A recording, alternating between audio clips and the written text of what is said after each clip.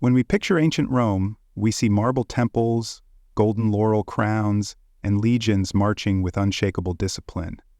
But if you truly wanted to understand Rome, not its laws, not its armies, but its very soul, you wouldn't go to the Senate or the Forum. You would go to the arena. There, beneath the blazing sun, tens of thousands of voices merged into one roar. The emperor sat above, his hand deciding who would live and who would die. Gladiators emerged from the shadows, men scarred by chains, yet transformed into symbols. Lions leapt from cages, their roars echoing across stone walls. The sand turned red, and the crowd cheered as though eternity itself were being written in blood. To us, it is cruelty. To them, it was meaning. The games were not just entertainment. They were theater, ritual, and propaganda all at once. They told Romans who they were, who ruled them, and what fate meant. They made death visible, transforming mortality into a story everyone could watch. So tonight, we journey into that world, not only to see what happened in the Colosseum, but to ask the deeper question: what did it all actually mean?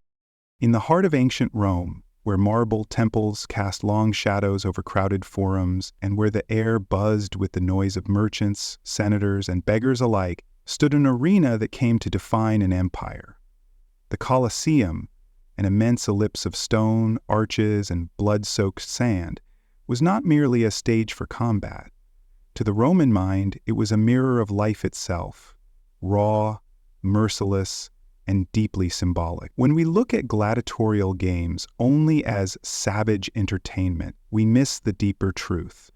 The arena was theater, ritual, propaganda, and myth all bound together. It was Rome asking over and over again, who lives, who dies, and who controls the spectacle. To understand what gladiatorial combat really meant, one must step away from the roar of the crowd and look at the world that produced it. Rome in the late Republic and early Empire was a city swollen with contradictions. It was rich beyond imagination, fed by the plunder of conquests stretching from Spain to Syria. Yet it was also filled with masses of poor citizens who depended on free bread, public baths, and spectacles to survive both physically and spiritually. For emperors, the arena became a tool as vital as the army, a place where loyalty could be purchased, dissent muted, and myths of power cemented. Panem et circenses, bread and circuses, was not a joke but a political strategy, one that recognized the psychology of the crowd as a weapon. But there was something older lurking beneath the marble bleachers and bronze statues of the Colosseum. Gladiatorial combat did not emerge from nowhere. Its roots wound back into Etruscan funerary rituals where men fought to honor the dead, their blood offered as a strange sacrifice. These duels, grim and intimate, were later absorbed into Roman culture, stripped of their original sacredness, and repurposed into a mass spectacle. Yet the ritual core remained, the idea that blood, spilled publicly, had meaning beyond violence. Death in the arena was not an accident, it was the point. Each life lost was transformed into a message, a reminder that Rome was greater than any individual, that even the strongest warrior could be broken, that the crowd and the emperor had the final word on fate. Imagine stepping into the Colosseum on a festival morning. 50,000 voices fill the air like thunder. Vendors cry out, hawking figs and wine. Senators in white togas take their reserved seats, while plebeians cram into wooden benches higher up, their faces already red from the sun. Trumpets blare. The emperor appears, greeted with cheers and chants, as if Jupiter himself had descended to watch. Below, the sand has been raked smooth. The gates creak open. From the dark belly of the arena, men emerge, gladiators, their armor gleaming, their faces taut with nerves and anticipation. They salute, raising weapons in honor of the ruler. The ritual phrase echoes Ave Caesar, morituri te salutant. Hail Caesar, those who are about to die salute you. Whether every gladiator said these words is debated by scholars, but the myth of that salute captures the essence. Combat here was framed as a gift to the emperor, a sacrifice in the theater of power. And what of the gladiators themselves? They were slaves, prisoners of war, criminals, but also volunteers seduced by glory. Their bodies bore scars not only of combat but of society's contradictions. To be a gladiator was both a mark of shame and a path to fame. Audiences adored them, collected images of their favorite fighters on lamps, cups, and graffiti. Women whispered about their ferocity and eroticized their strength, even as the state branded them infame, dishonorable. This paradox was deliberate. Gladiators embodied everything Romans feared and desired. They were outsiders given the chance to touch greatness through violence, walking metaphors for Rome's obsession with domination and mortality. In truth, when Romans watched gladiators fight, they were not simply watching men struggle for survival. They were watching their own values dramatized. Honor, discipline, endurance. These were not abstract virtues, but lived, bloody realities in the sand. A gladiator who fought bravely, even if defeated, could win applause, mercy, and even freedom. A coward who faltered was booed, scorned, and likely dispatched without pity. The arena was an ethical laboratory, where the ideals of courage and fate were tested in front of the masses. To the crowd, it was proof that Rome's moral code was not just words carved into stone tablets, but something enacted with every drop of blood. Yet the spectacle was not for the gladiators, it was for the people, and above all, for the emperor. The games broadcasted messages about hierarchy. The emperor's gesture, thumbs up, thumbs down, or the silent command of his hand, was the voice of fate itself. Life and death were decided in a moment, not by the gods but by human power. In this sense, gladiatorial combat inverted religion. The Colosseum became a temple, but one where the emperor was priest and god combined, dispensing salvation or destruction at will. The blood on the sand sanctified not Jupiter or Mars, but Rome itself, its order, its dominance, its claim to rule the world. And there is a further irony. Gladiatorial games were costly. Emperors spent fortunes importing exotic animals, staging elaborate hunts, constructing stage machinery to flood the arena for mock naval battles. Why invest so much in destruction? Because every beast slain, every barbarian executed, every gladiator humbled, was a reminder of conquest. The arena compressed the empire into a single day's entertainment. Lions from Africa, tigers from the east, prisoners from Gaul or Dacia, all were paraded before the Roman people, then destroyed, as if to replay the conquest of the world within the safety of Rome's walls. To the average spectator, it was thrilling proof. The empire is eternal, foreign lands are tamed, Rome is master. But if the arena shouted power, it whispered anxiety too. Beneath the spectacle lay the fear of disorder. Gladiators were dangerous. Trained, armed, and often more skilled than ordinary soldiers, they embodied the potential for rebellion. Indeed, the great slave revolt led by Spartacus in 73 BCE began in a gladiatorial school. The memory haunted Rome for centuries. Every cheer in the Colosseum carried a shadow. What if these men turned their swords against their masters? To keep the balance, Rome turned them into performers, channeling their violence into ritualized combat that reaffirmed control. In this way, the games explained something fundamental. Rome's identity rested not only on domination of others, but on the constant management of fear, the tightrope walk between admiration and terror. So what do gladiatorial games actually tell us? They tell us that Rome was a society obsessed with visibility, with performance, with making the invisible structures of power tangible. The arena was not about entertainment alone. It was about staging the myth that Rome was eternal, that order was absolute, that even in death there was meaning. The crowd may have come for excitement, but they left with a message etched into their minds. The empire watches, the emperor decides, and the individual is nothing compared to Rome. The Roman crowd did not come to the arena merely to be entertained.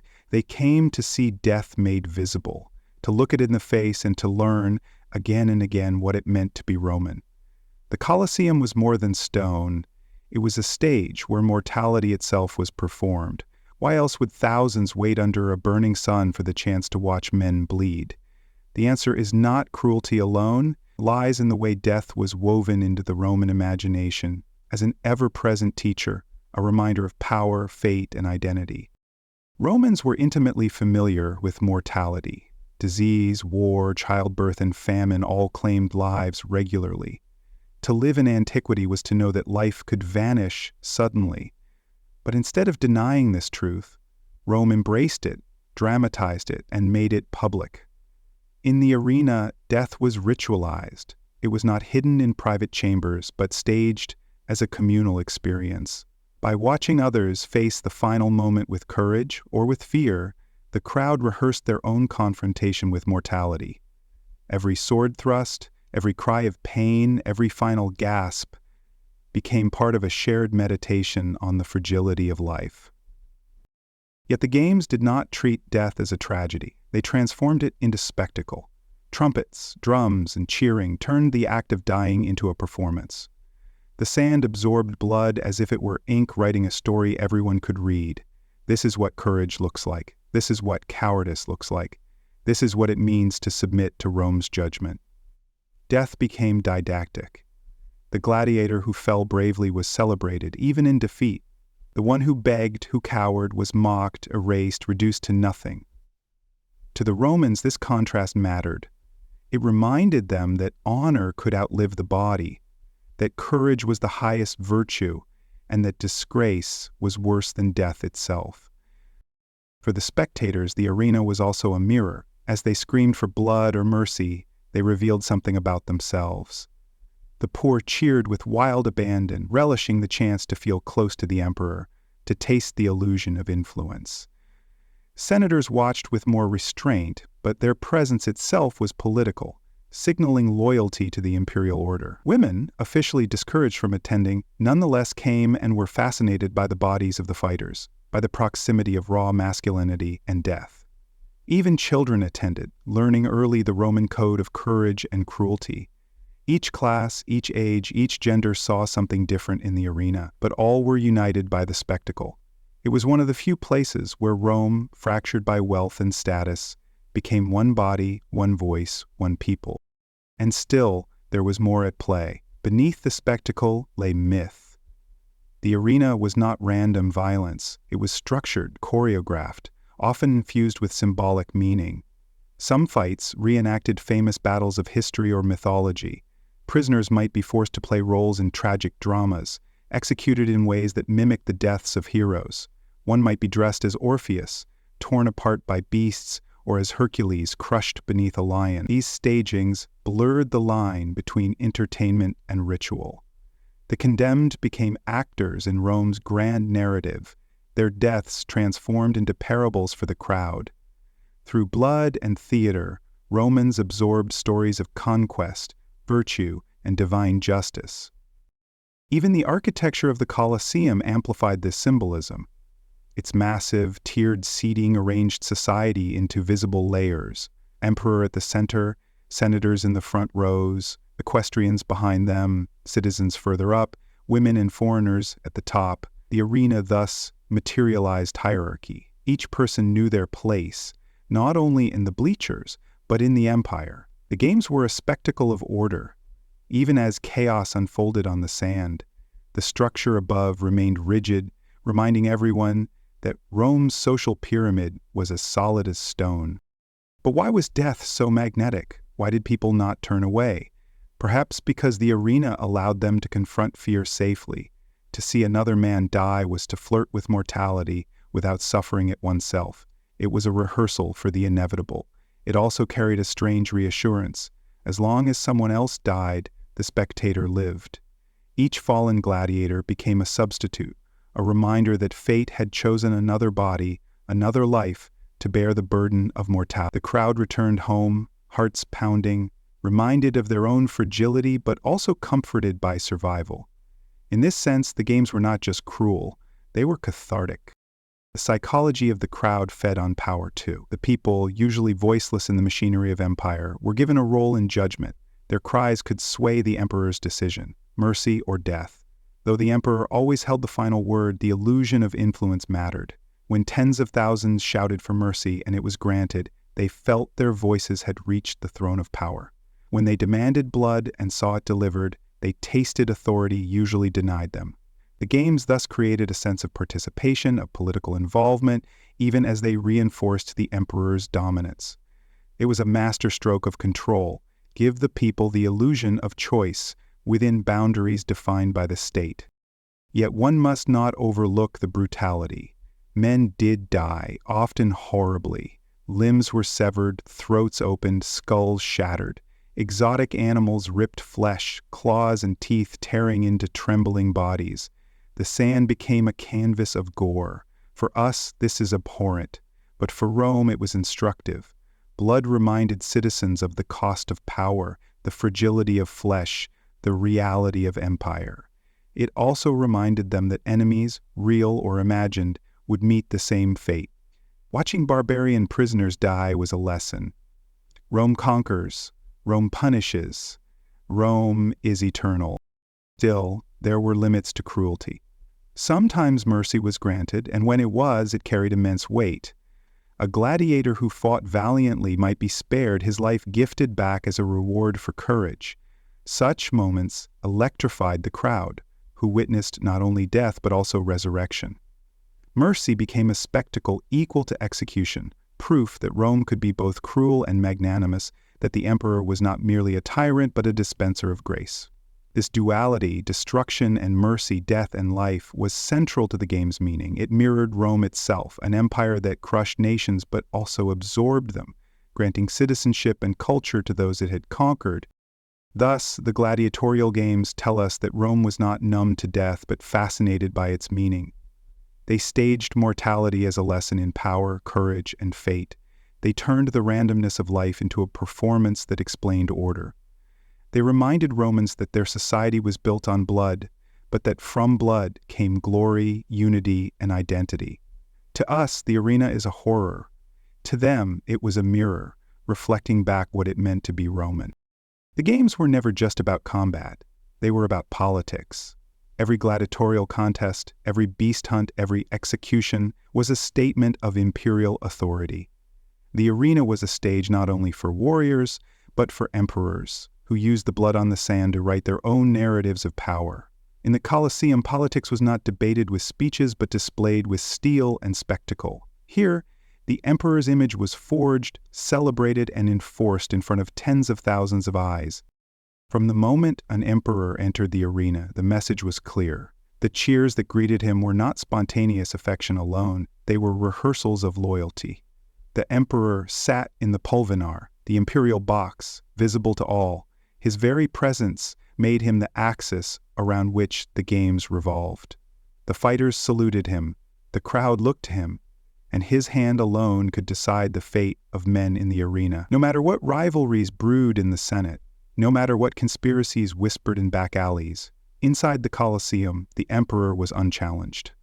To watch him command life and death was to be reminded of his divinity, his role as both ruler and godlike arbiter. The emperors understood this well. Julius Caesar had already sensed the power of spectacle, sponsoring lavish games to secure popularity with the people. Augustus refined it, using the games to project his image as restorer of peace and order. For him, gladiatorial contests were not mere distractions, but symbols of Rome's moral and political strength. By contrast, emperors like Caligula and Nero reveled in the games for personal indulgence, sometimes stepping into the arena themselves, blurring the line between ruler and performer. Each emperor shaped the games to reflect his reign, but all shared the same truth. The arena was propaganda made flesh. Consider the costs involved. Exotic animals were shipped across continents, elaborate stage machinery constructed, entire naval battles simulated by flooding the arena. These spectacles were ruinously expensive. Why spend such sums? Because every coin spent was an investment in loyalty. The games bought the hearts of the people. They reminded citizens that the emperor was generous, powerful, and connected to the very heartbeat of Rome. To attend was to witness the empire's wealth made manifest. Proof that Rome could command lions from Africa, elephants from India, and crocodiles from the Nile. The world itself seemed to bow to the emperor, paraded and killed before Roman eyes. But the games were more than displays of wealth. They were carefully crafted narratives. When criminals were executed, it was not only punishment, but theater. A traitor might be burned alive in a scene reenacting the myth of Hercules. A prisoner might be dressed as a doomed hero, his execution doubling as a moral lesson. In this way, the emperor positioned himself as the guardian of order, punishing those who defied the state, weaving myth and law together in one bloody tableau. Every death told a story. Disobedience leads to ruin, Rome's justice is inevitable, the emperor is the final judge. Even mercy became propaganda. When an emperor spared a gladiator, it was not only kindness, but a performance of magnanimity. The gesture electrified the crowd. Here was a man who could destroy, yet chose to save. It was a divine act, echoing Jupiter's thunderbolt held in check. The people cheered, not only for the fighter spared, but for the ruler whose mercy seemed limitless. In truth, the emperor's mercy was calculated. By sparing a man, he showed that he controlled not just death, but life itself. His power was total, his authority beyond question. The crowd, for their part, played their role. Their cries for mercy or blood gave the impression of influence, but it was influence tightly managed.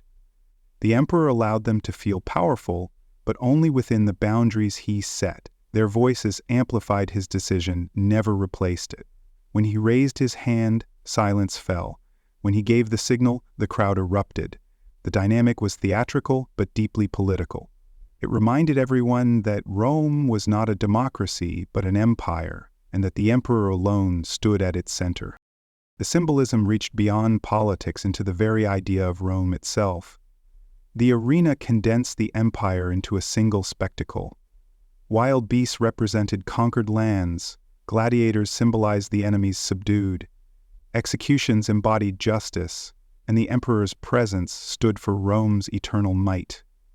To watch the games was to watch Rome conquer the world again and again, replaying victories, reasserting dominance, erasing doubts. The empire's borders may have been distant and unstable, but inside the Colosseum they were redrawn in blood, certain and unquestioned. And yet, the propaganda cut both ways. An unpopular emperor could not hide behind the games. If the people despised him, their discontent echoed in the arena. Jeers, silence, or riots could erupt during a spectacle, undermining his image. The games were a test as much as a tool. Emperors who failed to satisfy the crowd risked public humiliation. Commodus, for example, sought to impress by fighting in the arena himself. Instead of admiration, he provoked unease. His antics blurred the sacred distance between ruler and subject, and though he lived as a performer, he died despised, strangled in his bath. The arena, which could exalt an emperor, could also expose his weakness. The link between power and spectacle was so strong that emperors could not neglect it. To rule Rome meant to rule the games. Bread and circuses were not luxuries, they were necessities. The games provided distraction from poverty, unity and diversity, and affirmation of Rome's destiny. Without them, the empire risked unrest. With them, emperors could secure obedience. In this way, gladiatorial combat explained Rome itself, a society where order was maintained not only by laws and armies, but by spectacle, where death was currency and power was theater. Thus, the games revealed that politics in Rome was not confined to marble halls or senatorial debates. It unfolded in sand and blood, under the open sky, before roaring crowds. The Colosseum was not only an arena, it was a throne room without walls, where the emperor performed his sovereignty for all to see. Every drop of blood spilled on its sands was a proclamation. Rome rules, the emperor decides, and nothing lies beyond his power. Behind the shining armor and deafening roar of the crowd, gladiators were men caught in paradox. They lived at the bottom of society, but often shone brighter than those who ruled it. They were despised as slaves and criminals, yet adored as heroes, shunned as dishonorable, yet whispered about as objects of fascination and desire. To understand what gladiatorial combat really tells us, we must step into the lives of these men who became both victims and symbols in Rome's grand performance. Most gladiators began their journey in chains. Prisoners of war, condemned criminals, debtors, or slaves, all could find themselves sold into the gladiatorial schools, the ludi. Inside these grim training camps, men were drilled relentlessly. Wooden swords hardened their muscles, strict diets sculpted their bodies, brutal punishments crushed rebellion. The schools were prisons, yet within them, a strange transformation took place. Men who had been nameless became trained performers of death, molded into something Rome craved. They were taught not only to fight, but to entertain, to prolong combat, to display courage. The sand demanded artistry as much as violence. But not all were forced. Some volunteered. Why would a free man choose such a life? For glory, for money, for escape from obscurity? A successful gladiator could earn more in a single fight than a soldier did in a year. Fame clung to them. Crowds chanted their names. Women scrawled them on walls. Children collected images of them on lamps and mosaics. The lure of celebrity outweighed the stigma. These volunteers surrendered their freedom willingly, signing contracts that reduced them to the same status as slaves, but in exchange, they gained the chance to rise, to be remembered, to be adored. Gladiators were categorized into archetypes, each with its own weapons, armor, and symbolism. The retiarius fought with net and trident, agile and elusive. The secutor, heavy and relentless, chased him down with sword and shield. The myrmeo, with his fish-crested helmet, embodied brute force, while the thraex carried curved blades reminiscent of Rome's foreign enemies. Every duel was a clash not just of men, but of identity. Designed for maximum drama, the crowd saw not only two bodies, but two ideals in conflict: speed versus strength, cunning versus discipline, Rome versus the barbarian. Each fight was a miniature allegory of the empire itself. Despite their low status, gladiators stirred something primal in the Roman imagination. Women were notorious for their obsession with them. Graffiti from Pompeii speaks of noble ladies swooning over fighters, of the girl's heartthrob who dazzled with his scars. The appeal was not only physical, but symbolic. These men embodied raw power, survival, and the ability to face death without fear. To the polite society of senators and equestrians, they represented everything forbidden, everything dangerous. Their very existence blurred boundaries between slave and hero, shame and glory, outsider and idol. Yet admiration coexisted with contempt. Officially, gladiators were infames, dishonorable. They could not hold office, could not marry into respectable families, could not escape the stain of their profession. To the elite, they were reminders of society's lowest rung. To the crowd, they were intoxicating contradictions, despised yet desired, degraded yet glorified. This tension is what gave the games their edge. To watch a gladiator was to confront Rome's own contradictions, its hunger for strength and beauty born out of suffering and oppression. The gladiator's life was harsh and often short. Few survived long enough to taste true freedom, but the possibility was always there. Victories could earn the wooden sword of release, the rudis, a symbol of emancipation. Some did win it, stepping into a strange half-life of fame and memory, legends who had once lived on the edge of death. Others died young, their bodies carted away to unmarked graves, and yet their names lived on in the mouths of the crowd. In this way, gladiators achieved a kind of immortality. They might die, forgotten by their families, but remembered by Rome itself, etched into its cultural memory. The most famous of them all was Spartacus. Originally a Thracian soldier captured and enslaved, he became a gladiator in Capua. In 73 BCE, he led a rebellion that shook Rome to its core. With tens of thousands of slaves and fighters, he challenged the legions, defeating them repeatedly, carving chaos into the heart of the Republic. Though ultimately crushed, his revolt haunted Rome forever. Spartacus was a living reminder of the danger hidden within the very institution of gladiatorial combat. To train slaves as warriors was to court disaster. His story exposed the fragile line between spectacle and uprising, between entertainment and revolution. But most gladiators were not Spartacus. They were anonymous men condemned to fight who found meaning in performance. They became masters of endurance, walking symbols of courage, living metaphors for Rome's fascination with power and mortality. When they entered the arena, they stepped into roles larger than themselves, roles crafted by society's hunger for myth. Their lives and deaths told the crowd who they were as Romans, conquerors, spectators, arbiters of fate. Even in chains, gladiators held up a mirror to the empire.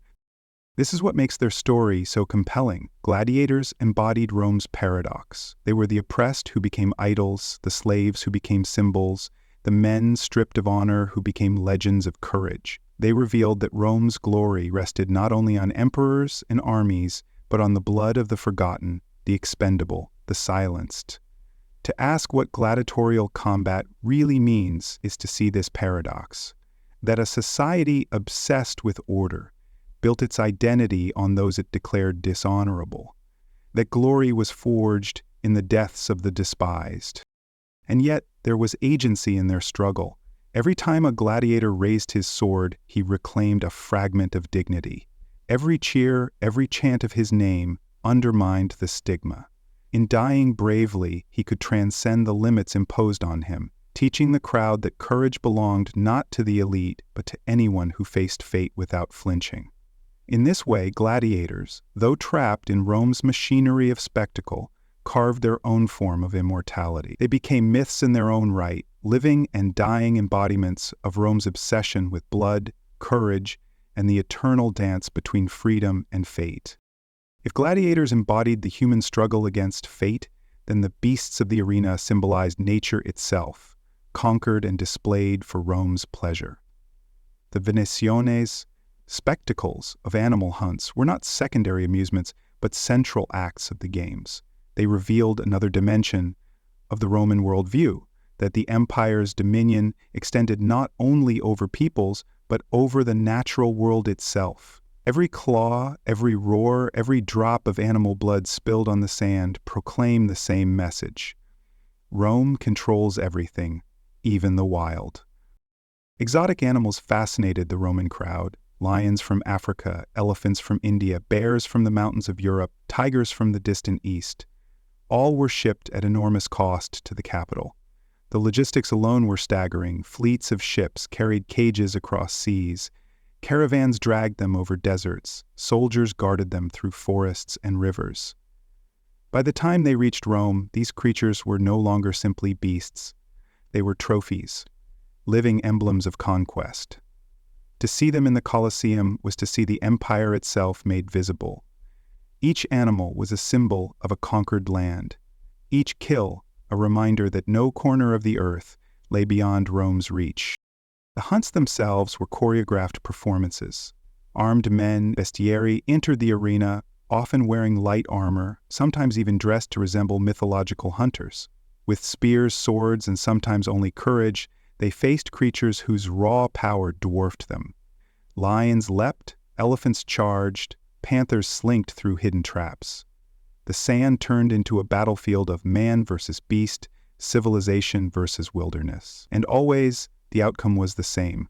Rome prevailed. The animals, no matter how ferocious, fell before Roman steel. To the crowd, it was more than entertainment, it was reassurance. If Rome could tame the lion, could slay the elephant, could master the tiger, then surely it could master any enemy, any threat, any chaos beyond its borders.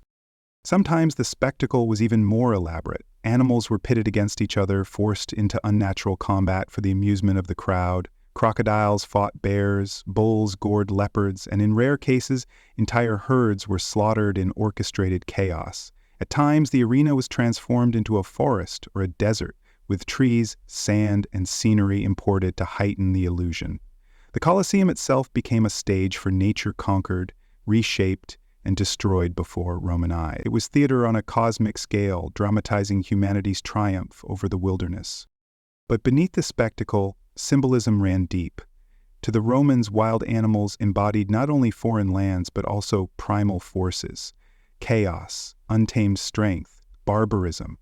Their deaths were not accidents, but rituals of domination. Each spear thrust into a lion's flank was a metaphor for the empire's victory over the unknown. Each fallen elephant a reminder of conquered kingdoms. The hunts taught the crowd that the empire's order was absolute, that nothing wild, nothing foreign, nothing alien could resist Rome's destiny. The sheer scale of slaughter was staggering. Ancient accounts speak of thousands of animals killed in a single festival. During the inauguration of the Colosseum under Titus in 80 CE, more than 9,000 beasts were reportedly slain. For days on end, the sand ran red with the blood of creatures that had once roamed free across deserts, jungles, and plains. Modern minds recoil at such waste, but to the Romans, it was proof of abundance. Rome could command life on a scale unimaginable. It could import the world itself and destroy it at will. To witness such carnage was to feel part of an empire, limitless in reach and inexhaustible in power. And yet there was awe amid the cruelty. Some animals inspired a strange reverence. Elephants, intelligent and tragic in their suffering, moved the crowd to pity.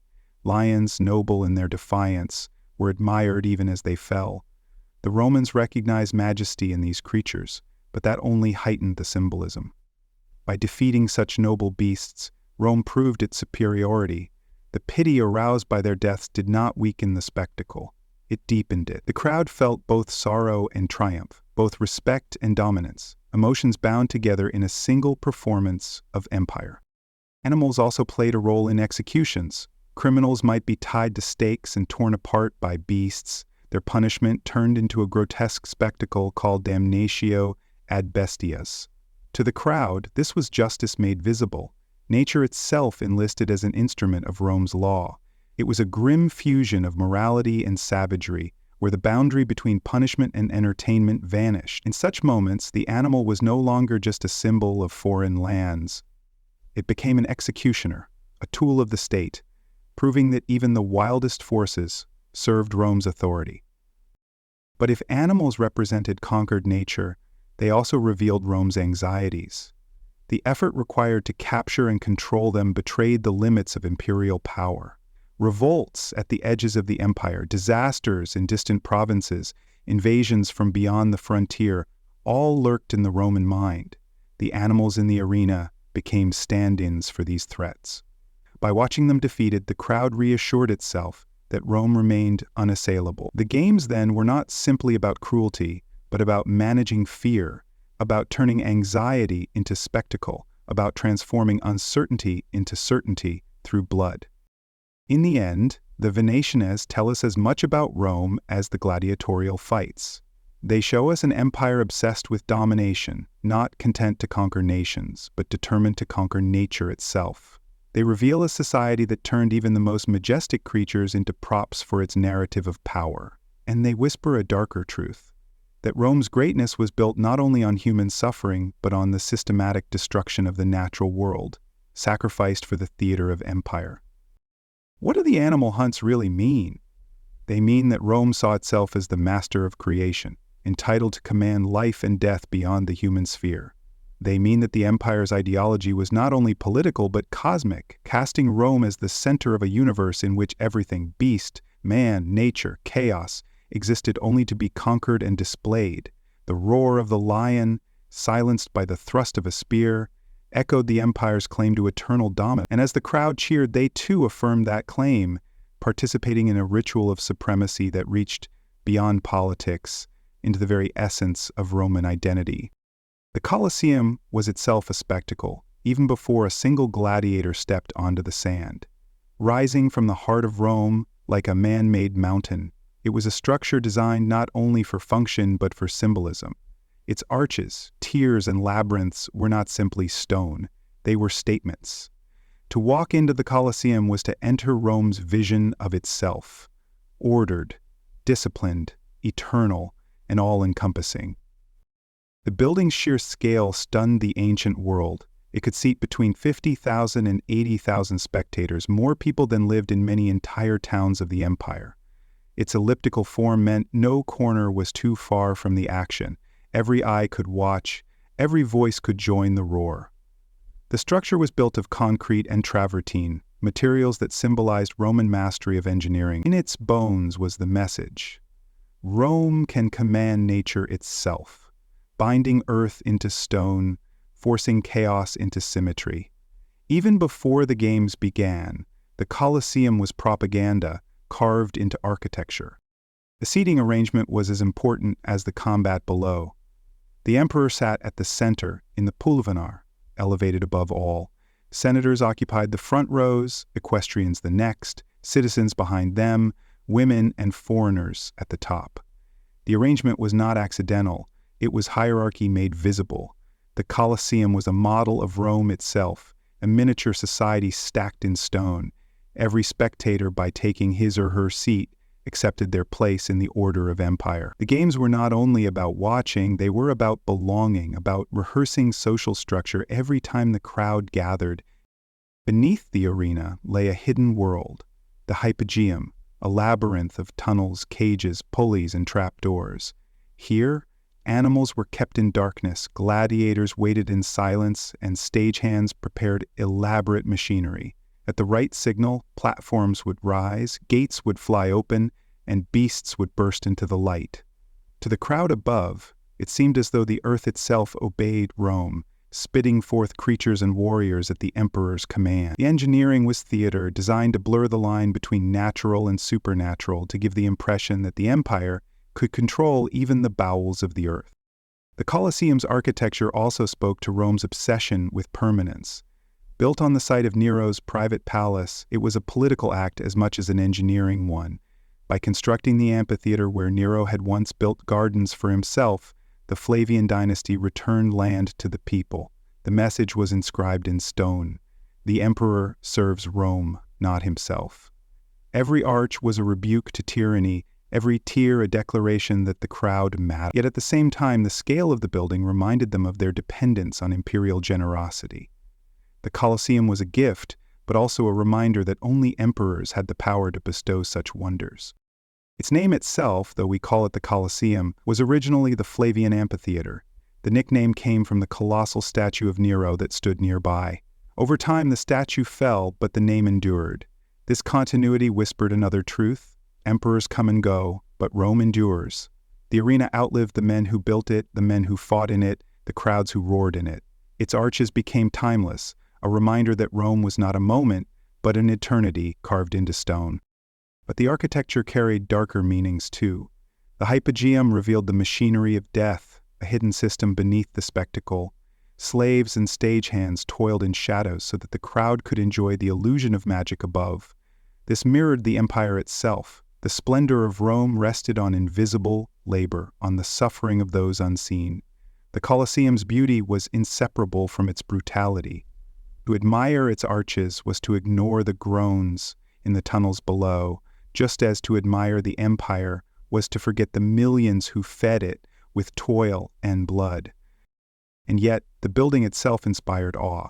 Travelers from distant provinces gaped at its size, its symmetry, its magnificence. To see the Colosseum was to understand the empire without words. It was Rome's face turned to the world, a proclamation in stone that no other civilization could rival its ambition. It was not only a theater for violence, but a monument to ideology, a silent sermon delivered through marble and mortar. Its message was clear: Rome is eternal, Rome is order, Rome commands both man and nature. For the Romans themselves, the Colosseum was part of daily life. Festivals, holidays, and imperial celebrations drew them into its vast belly. The act of walking through its arches, sitting among tens of thousands and gazing down at the sand, was itself transformative. The Colosseum taught them not only to watch, but to feel. Its scale dwarfed the individual, swallowed the self into the collective. The crowd became one body, one voice, one soul. Rome incarnate. The architecture did not only contain them, it shaped them, teaching them that their identity was inseparable from the empire, that they were nothing alone, but everything together, under the gaze of the emperor. Thus, the Colosseum tells us as much as the games themselves. It tells us that Rome sought to embody its power not only in laws and armies, but in stone. It tells us that architecture was propaganda, that every arch and every stair was a message of hierarchy, permanence, and control.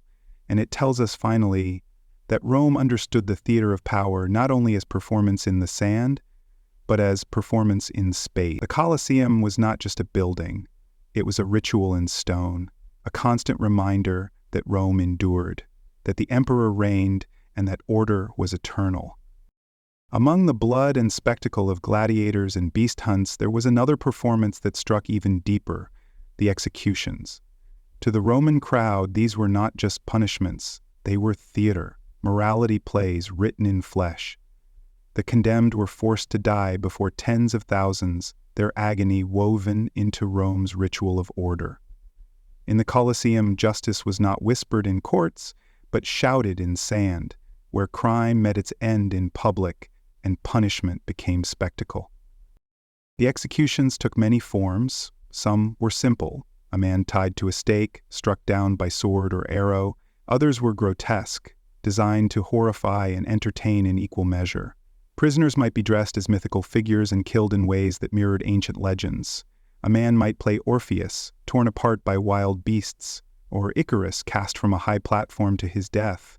In these macabre dramas, myth and punishment fused together. The condemned became unwilling actors in stories that taught lessons not only about crime, but about fate, hubris, and the price of defiance.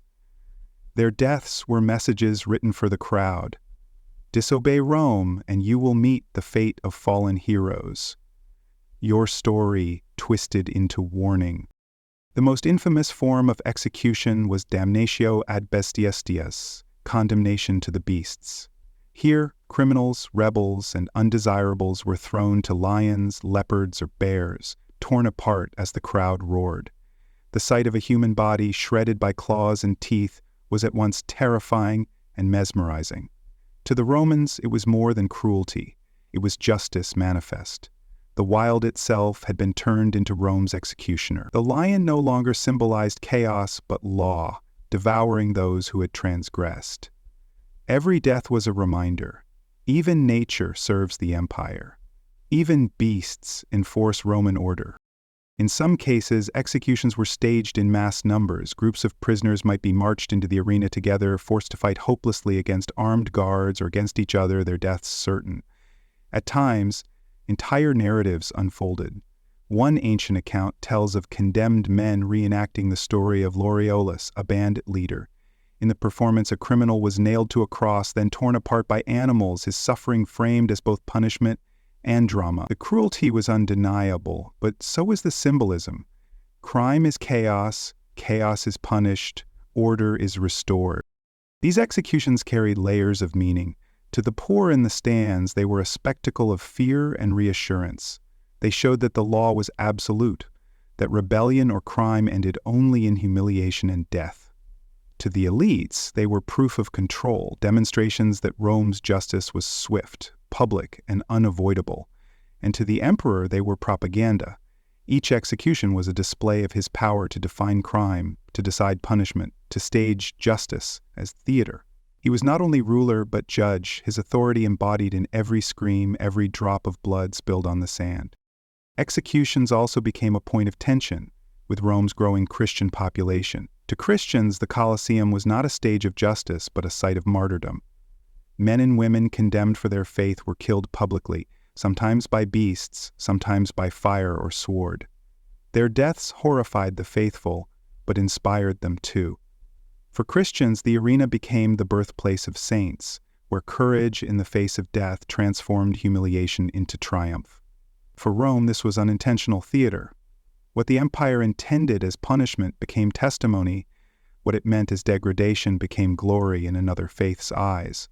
The same spectacle that declared Rome's supremacy whispered its fragility. For each martyr's blood became a seed of resistance, a silent rebellion growing beneath the empire's gaze.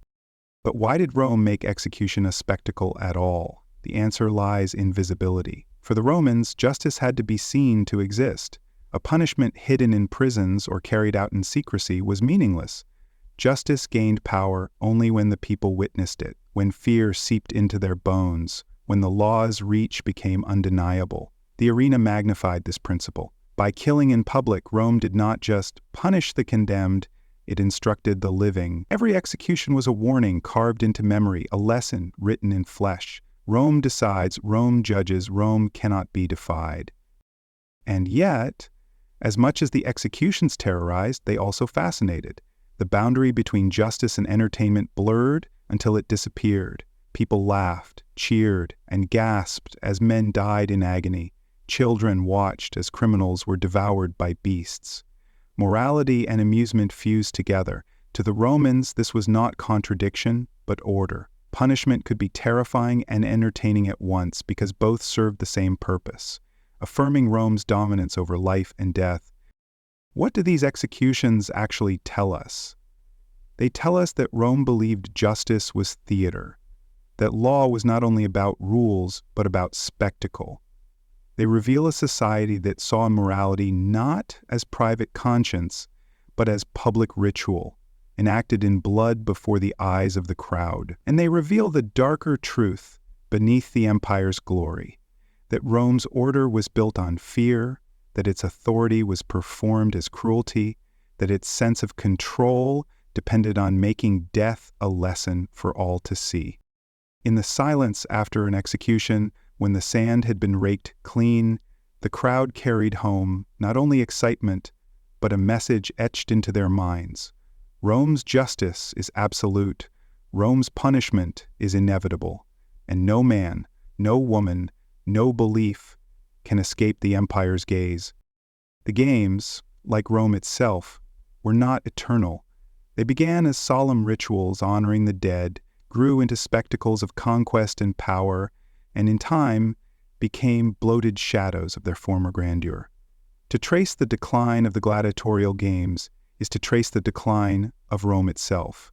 For in the fading roar of the arena, we hear the echoes of an empire unraveling. By the 2nd and 3rd centuries CE, the games had reached their peak of extravagance. Emperors outbid each other in scale and spectacle. Exotic animals were slaughtered by the thousands. Gladiators fought in numbers so vast that the sand could barely be cleared before new blood was spilled. For a time, the empire seemed limitless, and the arena reflected that illusion. But as the centuries wore on, cracks began to show. The costs of the spectacles ballooned, draining treasuries already strained by wars and political instability. What had once been a display of Rome's inexhaustible wealth became a reminder of its financial desperation. Bread and circuses could not disguise a collapsing economy forever. The meaning of the games also began to hollow. In the early empire, gladiatorial combat dramatized courage, order, and Roman identity. By the later empire, repetition dulled its edge. What had once been charged with ritual significance became routine entertainment. The audience, jaded by centuries of blood, demanded ever more elaborate and grotesque spectacles. Emperors responded with desperation: more animals, more executions, more novelty. The very excess of the games betrayed their emptiness. The ritual had become farce, the theater of power a parody of itself. Some emperors embodied this decline in grotesque ways. Commodus, who reigned in the late 2nd century, fought in the arena himself, dressed as Hercules reborn. He slew animals with arrows and fought gladiators in staged battles where his victory was guaranteed. To the people, it was shocking. The emperor, once the arbiter of fate, had descended into the sand, erasing the sacred distance that made him divine. What was meant to impress only revealed corruption, vanity, and madness. The games, which once exalted the emperor, now exposed him. Instead of affirming Rome's greatness, they revealed its absurdity. By the 3rd century, the empire was beset by crisis. Barbarian invasions pressed against its borders, civil wars tore it apart, and plague hollowed its cities. Yet the games continued, even as their meaning shifted. They were no longer grand affirmations of Rome's order, but desperate distractions from chaos. The crowd cheered while provinces fell, while legions mutinied, while emperors rose and fell like sand in an hourglass. The Colosseum still thundered, but its roar grew hollow. It was entertainment in the shadow of collapse, laughter in the theater of decay.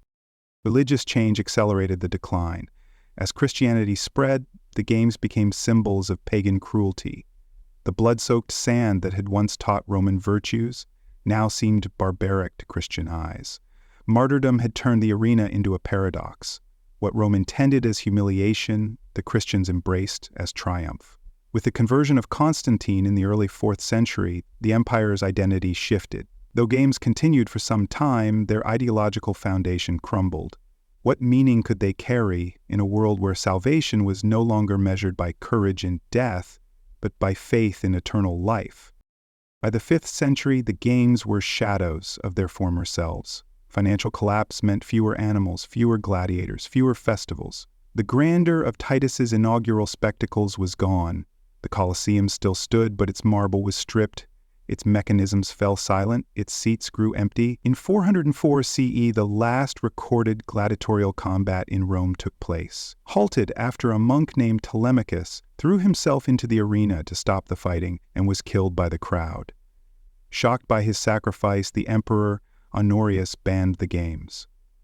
The silence that followed was not just the end of an entertainment, it was the end of an era. Yet even in their decline, the games spoke. Their excess revealed Rome's obsession with appearances, its hunger for spectacle, even as its foundations crumbled. Their emptiness mirrored the empire's disintegration, the hollowness of rituals no longer sustained by belief. The Colosseum itself, scarred by earthquakes, stripped by looters, transformed into a quarry and then a Christian shrine, became the greatest symbol of all, a ruin that told the story of an empire that once believed itself eternal, but was not. What does the decline of the games actually mean? It means that spectacle cannot outlast substance, that rituals without belief become parody, that an empire can roar with might even as it rots from within. The gladiatorial games began as reflections of Rome's power, but in their end they revealed Rome's fragility. They tell us that every empire, no matter how grand, carries its own decay within its entertainments, its distractions, its illusions. In the silence that followed the last gladiator's fall, Rome itself seemed to confess the truth, that power is not eternal, that blood cannot preserve order forever, and that even the mightiest empire eventually becomes a story whispered among ruins. When the gladiatorial games ended in the early 5th century, their echoes did not vanish. Rome had inscribed them too deeply into the human imagination for them to disappear. Though the Colosseum grew silent, though the sand no longer drank blood, the spirit of the games lingered, muted, transformed, but enduring. To trace their afterlife is to see how societies across centuries continued to wrestle with the same questions the Romans had once staged. What is courage? What is order? What do we learn from watching struggle? In the centuries that followed Rome's collapse, the Colosseum itself became both ruin and symbol. Christians repurposed it as a sacred space, seeing in its stones not the glory of pagan Rome, but the martyrdom of saints.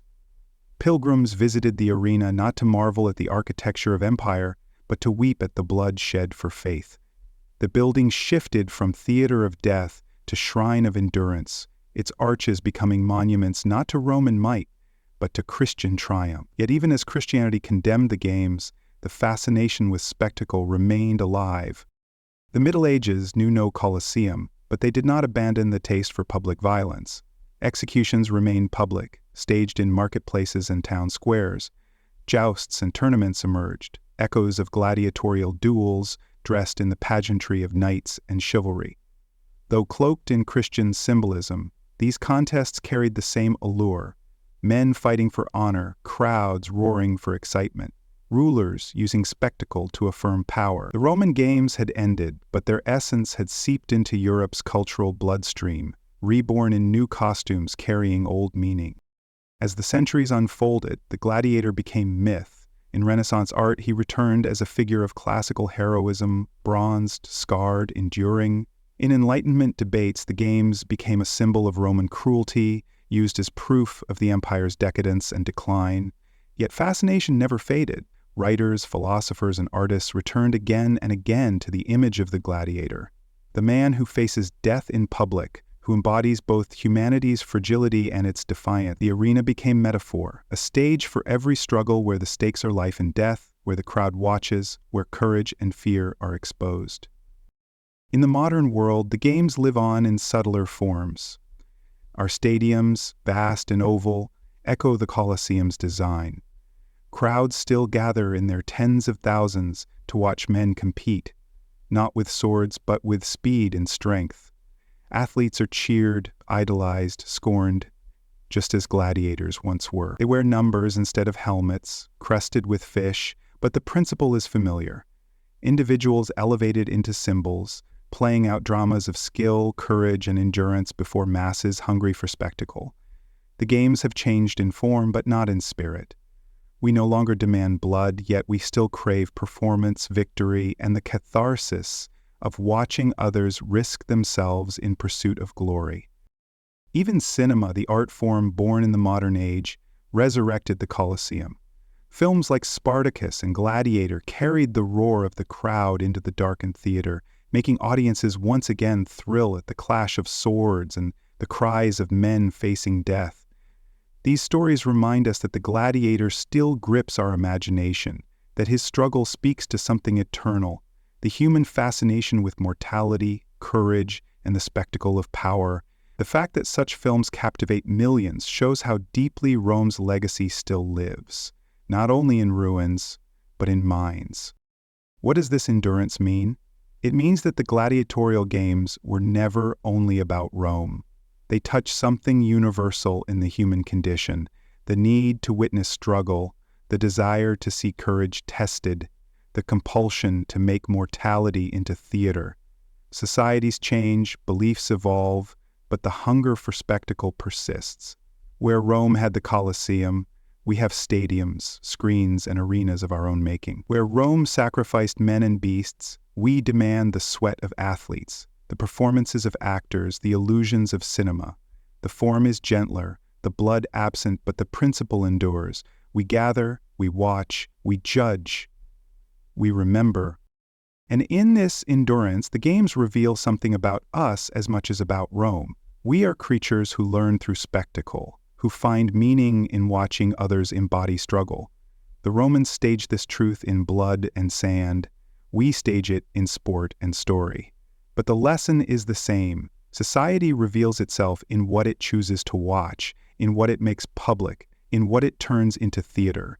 Rome made death a spectacle. We have made struggle itself one. In both cases, the arena tells us who we are. Thus, the afterlife of the gladiatorial games whispers their deepest truth. They were never just Rome's. They belonged to humanity. They show us that civilizations, no matter how different, carry the same need to see themselves reflected on a stage, to turn violence, courage, or endurance into public meaning. Rome may have fallen, but the roar of its arena still lives. In tournaments, in stadiums, in films, in every crowd that gathers to watch others test the limits of their bodies and their fate. When we pull back from the roar of the Colosseum, from the blood and the sand, from the cries of beasts and men, a deeper picture comes into view. Gladiatorial combat was never just about death. It was never simply about cruelty, or even entertainment. It was a mirror, one polished in blood, held up to Rome itself. To understand the games is to understand the empire, its people, its fears, and its dreams. On the surface, the arena told a story of courage. Gladiators faced death with steel in hand, their bodies scarred and their dignity tested. To the crowd, they embodied Rome's virtues, discipline, endurance, honor. Even the lowest slave could become a hero if he died bravely. The arena thus taught Romans who they were supposed to be, a people unafraid of death, a people who honored courage above life itself. But beneath this, the games told a story of power. Every duel, every execution, every animal slaughter was framed by the emperor's presence. His hand decided life or death. His wealth paid for the spectacles.